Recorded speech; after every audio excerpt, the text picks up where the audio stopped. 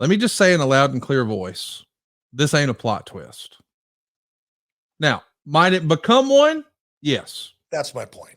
But I want to remind everybody that 10 years ago, and I mean 10 years ago, everybody talked about CM Punk walking out 10 years ago. Why did he walk out? Because of the way the WrestleMania card was explained to him the day after the Rumble. Does that sound familiar?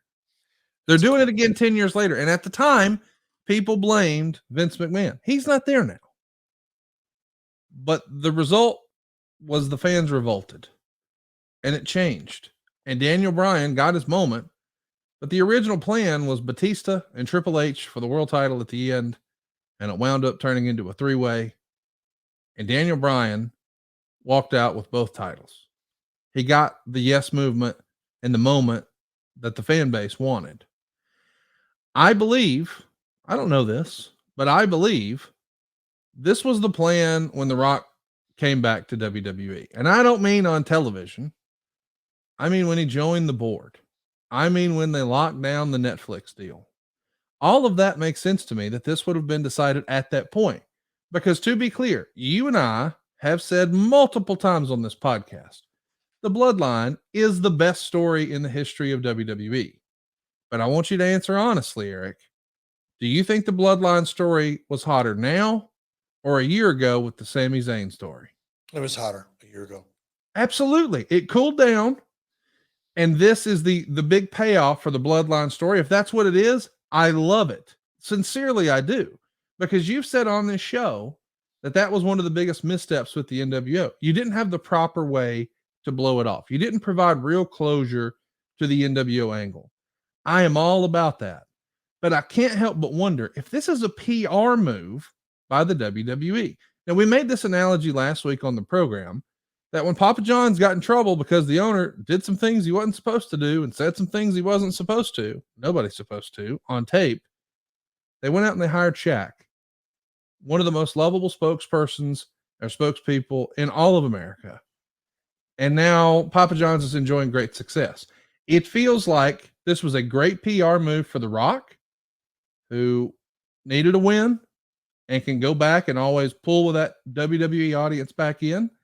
And WWE needed him with knowing what was coming. I'm not saying they knew when, but they were privy. They did an investigation in June of 2022. This is going to come out eventually. They were waiting on the other shoe to drop. Who knew when it was going to? That'll all come out in court one day. But it felt like a mutual PR move. And hey, we'll just do this. And I suspect, I don't know this, but I suspect that The Rock has not been watching WWE television. I don't think he probably even knew about Cody finishing the story, et cetera, et cetera. I just don't. And I'm not saying that The Rock's not a WWE fan. My goodness, he dedicated a large portion of his life, the money, the miles, the bruises, the bumps. I'm a huge fan of The Rock, and I acknowledge he is the biggest star in the world. But I don't think he sits down and watches 3 hours of Monday Night Raw every week. I'm just being honest.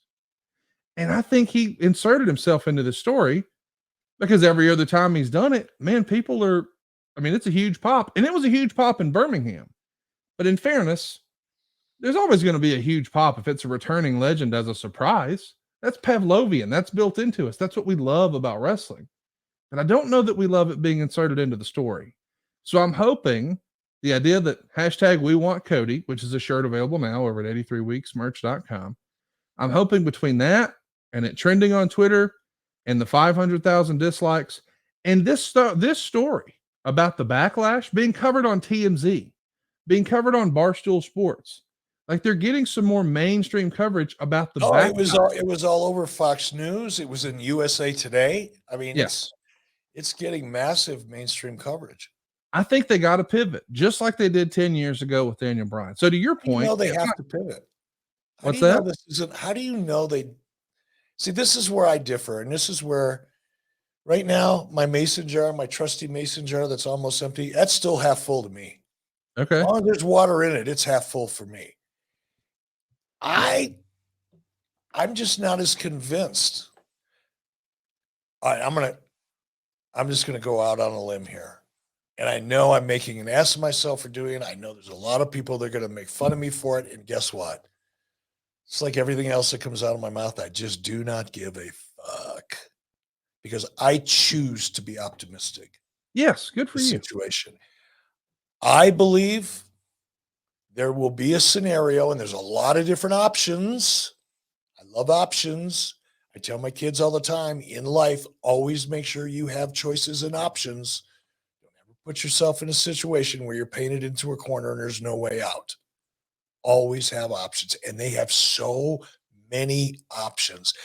I see an option where Cody walks out much like Daniel Bryan did. I do too. I see that. I do too. And irregardless, That's not a word, whether but it okay. ends up being that, or and here's let me tell you just why. Other than the fact that my mason jars half full, even though you all can see it isn't. I believe it is, and I choose to believe that way. But here's another thing I believe: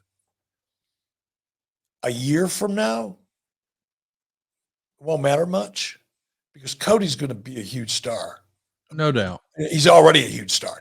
He's going to be a bigger star because if it goes the other way, and if I'm completely wrong and I'm just full of shit because I choose to be in this case, Cody Rhodes is still going to be successful in this industry. And here's what Cody is going to realize at some point, way off in the future, when he's my age, 40 years from now, whatever. He's going to look back at this situation. He's going to smile because he will know at that point that regardless of how many roadblocks anybody puts in front of him, no matter what circumstances prevail that are out of his control, he'll continue to be successful and he will overcome them. He'll learn that because of the strength of his character, his natural talent, and the talent he's developed to not let obstacles, challenges, or circumstances out of his control detour him and impede him from where he's destined to be.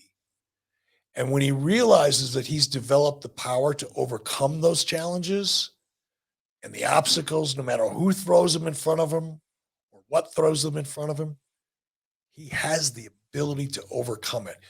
And that's the gift, man.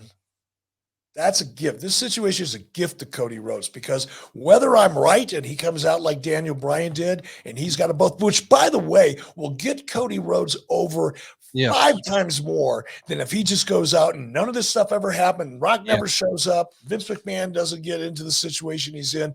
We're just going about our business. And Cody has a match with Roman Reigns and Cody wins and he finishes the story. That'll be awesome if that were to happen. That would be awesome if that would have happened. But guess what? In the face of this adversity, with all of the emotion, including yours, big man, including yours, because you were riled up last night, with all of this emotion and Cody done dirty and we want Cody, blah, blah, blah, finish the story, all of that pent up anger and emotion, and if it pays itself off with Roman Reigns finally getting into with Rock finally getting into the match with Roman Reigns, a match that everybody's been wanting for about 4 years, by the way. Yeah. Now they finally get that, but guess what else they get? They get Cody the next night, walking out with not just 1, but 2 titles. Guess what? That could happen. So let's just hold on to our popcorn, people. There's a lot more TV to come. I'm with you. I hope that's what they do. It is going to require a pivot. That was not the original plan, but thankfully, unlike at WrestleMania 30, WrestleMania, I want to remind you, is 2 nights. So there is a possibility of Cody versus Rock, Roman versus Rock, Cody versus Roman, a 3-way dance. And oh yeah, there's that little pay-per-view in Australia where the rumor and innuendo is that Australia requested The Rock based on the deal they cut with WWE. Maybe at the time his asking price was too much, but now he's a member of the board and he just got $30 million worth of stock. And allegedly his buddy Brian is going to be in Australia too. And he handles The Rock's business a lot of times. It seems to me like we're in for a fun ride. The road to WrestleMania just got a lot. That's what I like to hear. That's my Conrad. We're in for a fun ride. I like it.